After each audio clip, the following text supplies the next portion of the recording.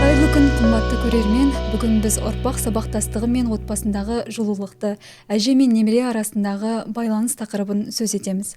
Бұл тек бір шаңырақтың ғана емес, тұтас ұлттың рухани өзегі. Себебі әже тәрбиенің тамыры, шежіренің шырақшысы, ізгіліктің бастауы.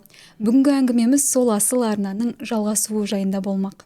Бүгінгі біздің қонағымыз қазақ журналистикасының тіл мен әдебиет саласының ардагері, аудармашы, зерттеуші, Семейділ қоғамдық қорының директоры, Қазақстан журналистер одағының мүшесі Зере Кәменқызы Оразалина студиямызда. Қош келдіңіз. Олай болса, бүгінгі шығарылымызды бастаймыз. Жалпы бірінші сұрағым осы: әр шаңырақ бір әлем деп жатамыз. Сол әлемнің иісін бала көңілге сіңіріп өскен адам ғана оны өмір бойы сақтай алады. Сіз үшін отбасы деген не? Отбасы жылуы қандай еспен, қандай үнмен, қандай бояумен есте қалады? Отбасы деген енді ол ең алдымен тәрбиенің бастауы, қайнар көзі. Қасым Аманжолов ағамыз айтқан ғой: семья шағын мемлекет, мен президент, сен премьер дейді. Ендеше қазақ қоғамында әулеттің тура жолда жүруіне, жас ұрпаққа адамгершілік тәрбие беруде отбасының атқаратын рөлі ерекше. Мемлекет адами тұрғыда отбасылардан, осындай шағын мемлекеттерден тұрады. Ел болам десең, бесігіңді түзе деген Мұхтар Әуезов. Ел болудың шын мәнісінде жүзеге асудың түп негізі осы отбасында, яғни бесікте жатыр. Жақсы. Зере апай, туған жер, балалық шақ жайлы айтсаңыз, Қарауылдағы өмір, сол кездегі ауыл тіршілігі қандай еді?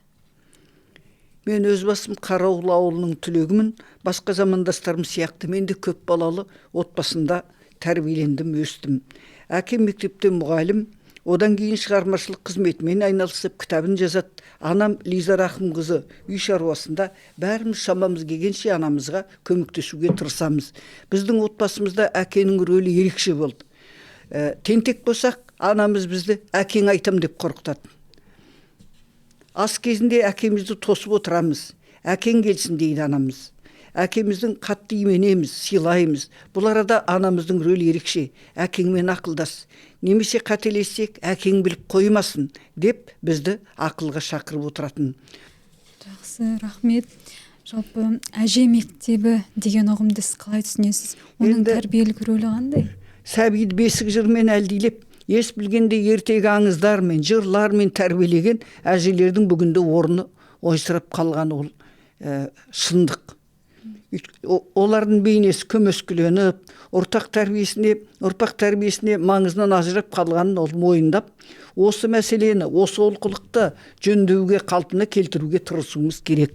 Бұл орайда Түркістаннан бастап алған әжелер мектебі атты қасиетті бастаманы қолдап, былтыр осы 2024 жылы біздің облысымызда да әжелер алқасы құрылып, олар осы бағытта жұмыс атқарып жатыр. Осы жұмысты бізде алға қойып отырмыз. Әже ұлттың қаздығы дейді. Әже мен немере арасындағы сабақтастық сіз үшін қандай маңызға ие?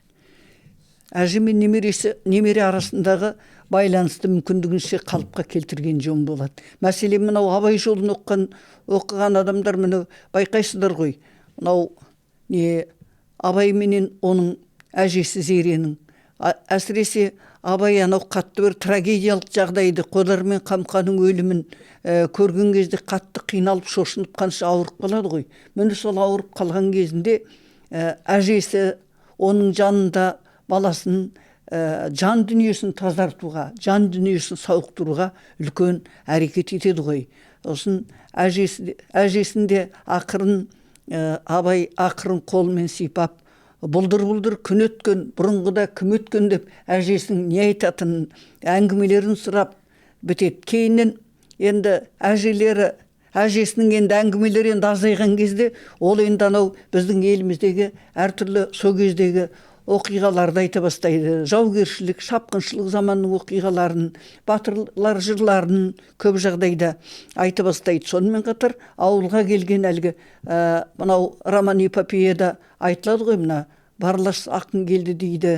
Солардың міне келген кездегі оларда неше күн бойы Абайға қаншама әңгімелерді, қаншама дастандарды жырлап береді. Міне олар қайтар кезде оларға ат мінгізіп, сондай үлкен құрмет көрсетеді әжесі. Міне осының бәрі де әженің немереге деген қамқорлығы, әженің немереге деген асыл махаббатының бір белгісі деп есептеймін. Өйткені ол бала азамат болу үшін, өз елінің, өз ұлтының азаматы болу үшін, ол өз ұлтының нәрін, осындай қазынасын бәрін ол кішкене кезінен біліп өсуі керек. Мәселен, мынау әлгі енді мен кішкене импровизация болып кететін шығар.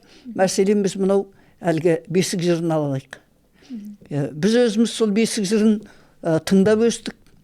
Енді мен даусым енді кереметтей әнші болмасам да, бірақ айтайын. Әлди абайым, атқа тоқым жабайын, қыдырып кеткен шешеңді қайдан іздеп табайын. Бөпім қайда жүр екен, бөпім тойда жүр екен, онда не істеп жүр екен, алма теріп жүр екен. Жылама бөпім жылама, жілік шағып берейін, байғұттанның құйрығын жіпке тағып берейін. Міне осындай қарапайым ғана әуен.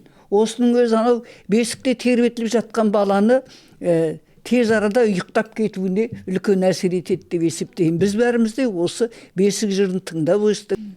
Даусыңыз өте керемет екен. Рахмет. Жалпы бұрынғы қазақ отбасында үлкен мен кішінің қарым-қатынасы қандай еді? Қазір қалай өзгерді деп ойлайсыз? Енді бұрынғы қазақ отбасында да, қазіргі қазақ отбасында да енді үлкен мен кішінің сыйластығы бар ғой. Бірін-бірі сыйлайды. Бала енді ата-анасын сыйлау керек, әжесін сыйлау керек, туыстарды сыйлау керек. Ол онсыз болмайды. Ол анау әлгі анархия деген нәрсе, ешкімді тыңдамау, өз бетімен кетушілік деген нәрсе, ол мынау әлгі ұлттың тамырына, халықтың тамырына балта шабатындай нәрсе. Сондықтан ол үлкенді тыңдау, үлкенді сыйлау, үлкеннің айтқанын бұлжытпай орындау, берген тапсырмаларын орындау, көмектесу, шама келгенше қолғабыс жасау, осының барлығы ол міндеті, балалардың міндеті. Және үлкендер де оларға қамқорлығын жасап, олардың тәрбиесіне бәріне үлкен әсер етуі керек.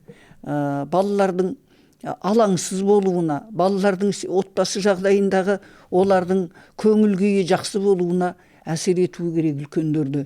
Міне бұл екі жақты нәрсе, екі жақты ол және біріне бірі ағып, бірін бірі толықтырып отыратын толқын сияқты нәрсе деп ойлаймын. Жақсы. Осы эфир соңында осындай бір сұрақ қойғым келіп тұр. Әсіресе жас ұрпаққа өзіңіздің айтар тілегіңіз болса. Енді жас ұрпаққа өзі тілек дегенде мен өзім өз басым жас ұрпаққа сенемін. Өйткені біздің балалардың көп жағдайда олардың жағдайлары бар ғой, бұрынғы біздің кезіміздегі жастарға қарағанда әлдеқайда қиынға түседі. Біз мәселен институт бітірдік па, біздің жұмыс істейтін орнымыз дайын тұрады. Жолдама береді, 2 жыл онда жұмыс істеуіміз керек. Содан кейін ғана әркім өзінің ауылына, өзінің үйіне қайтатын мүмкіндігі бар. Енді мемлекеттің жұмысы ғой енді бәрібір. Мен сондықтан жастарға сенемін. Біздің жастарымызға жақсылық тілеймін. Оларға жарқын болашақ тілеймін. Жастар бізден де артық болса екен. Жастар бізден де артық тұрмыс жүргізсе екен. Жастардың өмірі біздікінен де артық болса екен деп тілеймін. Жастарға сенемін. Жастарға әрдайым жолдарың болсын, Аллам қамқоршы болсын деп тілек айтамын. Аман болыңдар, жастар. Міне бүгін біз қазақы тәрбиені тереңінен бойлап, отбасы жылуының мәнін қайта сезіндік. Зере Кәменқызы секілді ұрпақтың аманатын арқалаған, жүрегі ұлт деп соғатын тұлғамен сұхбаттасу біз үшін үлкен мәртебе болды. Рахмет. Тыңдарман қауым, отбасынан басталған жылу қоғамға тарайды. Ал сол жылуды сөндірмей, ұрпақтан ұрпаққа жеткізу бәріміздің ортақ парызымыз. Олай болса, бүгінгі шығарылымызды аяқтаймыз. Зере Кәменқызы, уақыт бөліп келгеніңізге көп рахмет. Рахмет. Келесі кездескенше аман сау болыңыздар.